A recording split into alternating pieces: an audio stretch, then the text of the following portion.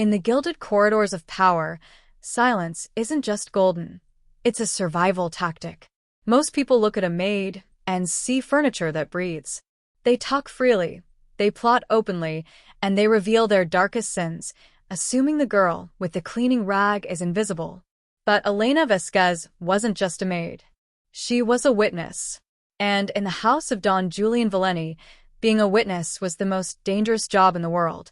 The Valenti estate sat on the edge of the city, like a sleeping predator.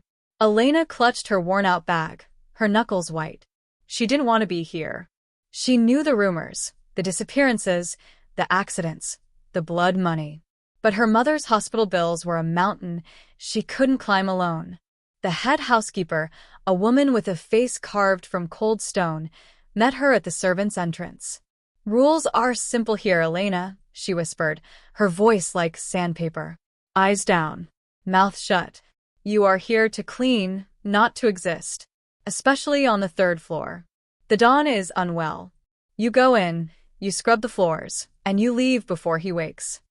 For the first 3 days, Elena was a ghost. She moved through the house, unnoticed and unbothered. But the 3rd floor was different. It smelled of expensive cigars and heavy antiseptic. On the 4th night, while polishing the baseboards near the Don's private study, she heard it. A muffled argument. The transition must happen now, a sharp, younger voice hissed. It was Marco, the Don's eldest nephew and the supposed heir to the empire. "He's still breathing, Marco," a second voice replied, calmer, colder. It was the family lawyer, Silas. "The doctors say he could last months." "Months is too long," Marco snapped. "The board is getting restless. If he doesn't expire by the weekend, we lose the shipping contract. Do what you have to do with the medication. Just make it look like a tired heart finally gave up." Elena pressed her back against the cold wall. Her breath hitched. They weren't just waiting for the Don to die. They were murdering him. She looked down at her hands. She was just a girl from the slums. If she spoke, she'd be buried in the woods before sunrise. If she stayed silent, she was an accomplice to a slow-motion execution. Just then, the study door creaked open. Marco stepped out, adjusting his silk tie. He stopped, his eyes landing on Elena. The silence in the hallway was suffocating. "You," Marco said, his voice dripping with suspicion. "How long have you been standing there?" Elena didn't blink.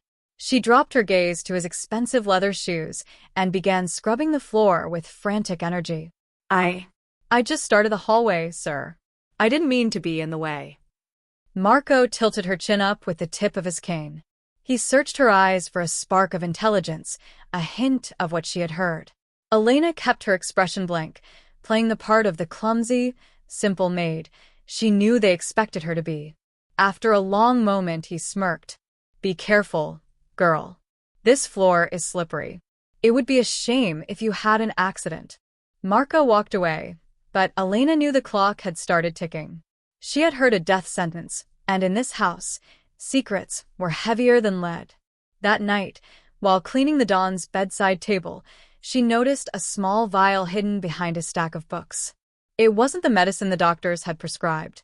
It was something else. Elena realized then that she wasn't just a maid anymore. She was a player in a deadly game of chess. And her first move would decide who lived and who died. In the opulent cage of the Valenti estate, Elena, the silent maid, had become an unwilling spy. She had overheard the plot. Don Lorenzo, the dying patriarch, was being murdered slowly, deliberately. And the prime suspects were his own nephew, Marco, and the family lawyer, Silas. But in a house where loyalty was currency and betrayal a tradition, who could she trust? The small, unlabeled vial Elena found behind the books haunted her. It wasn't standard medication. Its contents were clear, odorless, and sinister. She knew she couldn't just throw it away. That would expose her. Each night, while assisting Don Lorenzo, Elena observed him. His tremors were worse after his evening dose. His eyes, once sharp and commanding, were now distant and clouded. He wasn't just sick, he was fading, faster than any natural illness would allow. One evening, Marco entered the room, feigning concern. "How is our dear Don today, Elena?" he asked, a chilling smile on his lips. He poured a glass of water, adding a few drops from a small dropper he pulled from his vest pocket, then handed it to Elena to give to Don Lorenzo. Elena's hand trembled slightly as she took the glass. She saw the vial in his pocket. It was the same one she had found. She felt a cold dread. She had to act. Elena knew she couldn't confront Marco directly. Her only chance was to expose him without revealing her own knowledge. She remembered the old cook, Maria, who had served the Valenti family for decades. Maria had a kind face, but a mouth that knew when to stay shut. Late that night, while Maria was preparing a late-night snack for the Don, Elena accidentally dropped a spoon near her. As she bent to pick it up, she whispered, "Maria, the Don, he doesn't look well. He seems weaker after his medicine. Have you noticed anything unusual?" Maria froze. Her eyes flickered with fear. She glanced around, then pulled Elena closer. "Child, you see nothing. You hear nothing.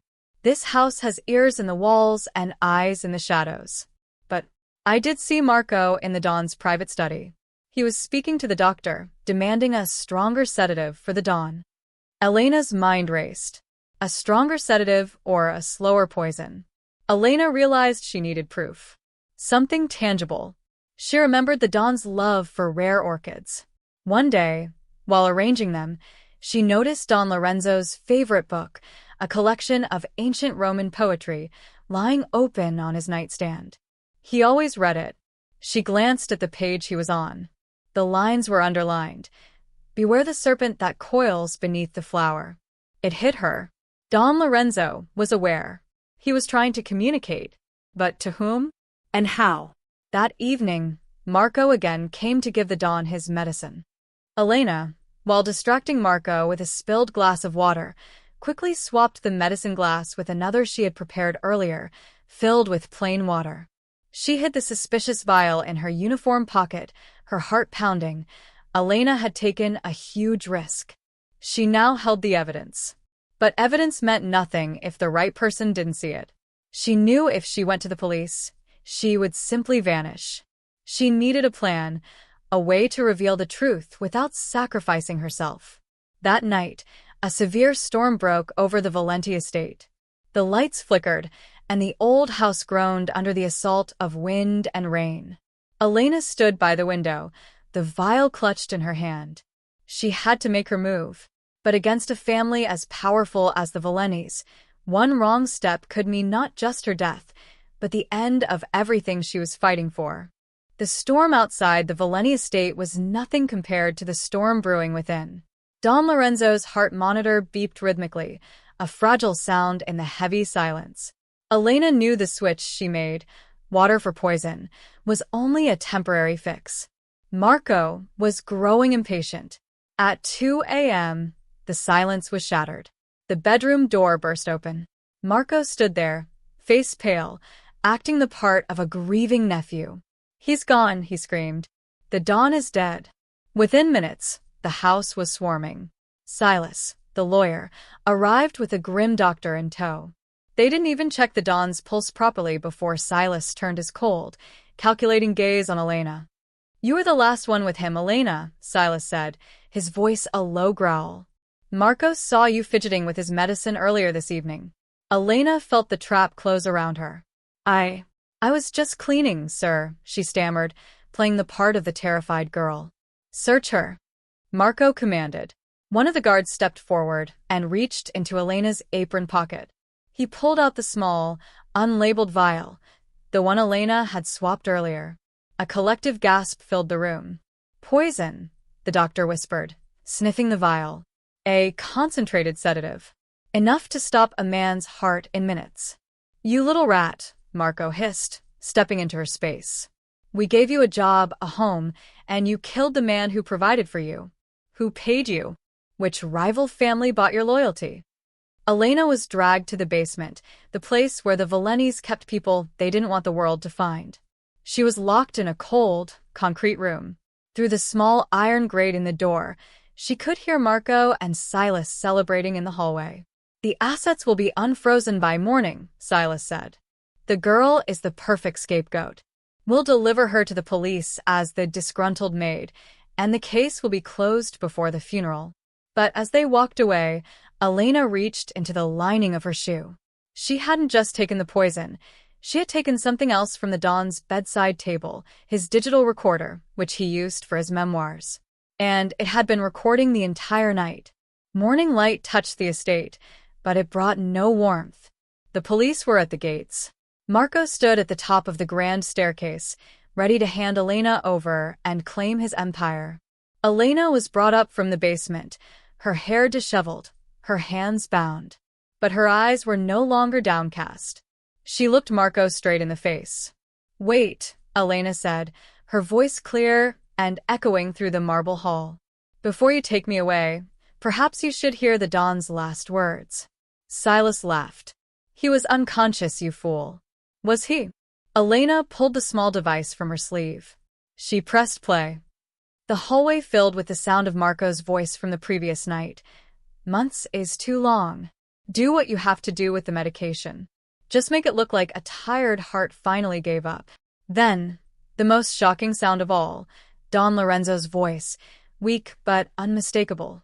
"I know, Marco. I have always known." The police officers at the door exchanged looks and moved toward Marco. "It's a fake," Marco screamed, lunging for the device. But the guards, the ones who had been loyal to the Don for 20 years, stepped in his way. They had heard enough. Just then, the elevator doors at the end of the hall opened. A figure walked out, supported by Maria, the cook. It was Don Lorenzo. He was pale, but he was alive. Elena's switch had worked. The water she gave him allowed his body to purge the toxins Silas had been secretly administering for weeks. He had feigned death to see who would celebrate his passing. Marco and Silas were led away in handcuffs. The Valenti empire didn't crumble. It was cleansed. Don Lorenzo sat in his chair, looking at the girl he had once thought was invisible. "You saved my life, Elena." "Why?" Elena looked at the grand house, then at her own hands. "Because everyone expects a maid to be silent. But even the shadows have something to say." Don Lorenzo didn't just pay her mother's bills. He ensured her family would never want for anything again. Elena left the estate that day, no longer a maid, but a woman who had outplayed the wolves in their own den, the world of love, lies, and betrayal. The smallest person often carries the heaviest truth. Remember, never underestimate the one who cleans your floors. They see everything.